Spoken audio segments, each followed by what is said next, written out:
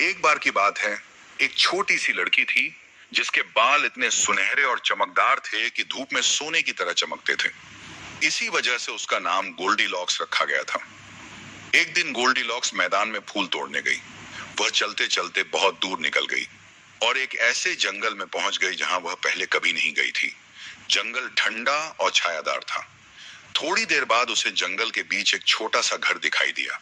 वह थकी और प्यास लगी थी, इसलिए उसने दरवाजे पर दस्तक दी। उसे उम्मीद थी कि घर वाले उसे पानी पिलाएंगे और आराम करने देंगे। लेकिन गोल्डी लॉक्स को यह पता नहीं था कि यह घर 3 भालुओं का था। एक बड़ा पापा भालू, एक मंझली मम्मी भालू और एक प्यारा छोटा बेबी भालू जो गोल्डी लॉक्स जितना ही बड़ा था। तीनों भालू अपने खाने को ठंडा होने देने के लिए टहलने गए थे, इसलिए घर पर कोई नहीं था। गोल्डी लॉक्स ने फिर दस्तक दी, लेकिन जब किसी ने दरवाजा नहीं खोला तो उसने धीरे से दरवाजा खोलकर अंदर कदम रखा। अंदर 3 कुर्सियां रखी थीं। एक बड़ी सी कुर्सी पापा भालू की थी, एक मंझली कुर्सी मम्मी भालू की थी और एक नन्ही सी प्यारी कुर्सी बेबी भालू की थी। टेबल पर 3 कटोरों में गरम गरम दलिया रखा हुआ था। गोल्डी लॉक्स पहले पापा भालू की बड़ी कुर्सी पर बैठी, लेकिन वह बहुत नरम थी और ऐसा लगा जैसे उसमें धंस जाएगी। फिर वह मम्मी भालू की कुर्सी पर बैठी, पर वह बहुत सख्त थी। अंत में वह बेबी भालू की छोटी कुर्सी पर बैठी और सारे पे उतर थी और वह बिल्कुल सही थी। वह उस पर बैठकर झूलती और झूलती रही जब तक कि कुर्सी टूट नहीं गई। उसने सोचा, ये लोग तो ज्यादा भूखे नहीं लगते, वरना अपना खाना छोड़कर बाहर क्यों जाते।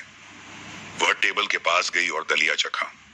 पापा भालू के कटोरे का दलिया बहुत गर्म था, मम्मी भालू के कटोरे का दलिया बहुत ठंडा था, लेकिन बेबी भालू के कटोरे का दलिया बिल्कुल सही था।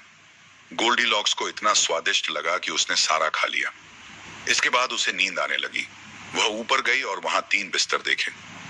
पापा भालू का बिस्तर बहुत ऊंचा और असुविधाजनक था। मम्मी भालू का बिस्तर बहुत नीचा और भी असुविधाजनक था, लेकिन बेबी भालू का बिस्तर बिल्कुल सही था। गोल्डी लॉक्स लेटी और मीठी नींद में सो गई। इसी बीच तीनों भालू वापस लौट आए। पापा भालू ने देखा, कोई मेरी कुर्सी पर बैठा है। मम्मी भालू बोली, कोई मेरी कुर्सी पर भी बैठा है। बेबी भालू ने रोते हुए कहा, कोई मेरी कुर्सी पर बैठा और उसे तोड़ भी दिया। फिर वे अपने दलिया के कटोरों के पास गए। पापा भालू गरजा, किसी ने मेरा दलिया खाया है।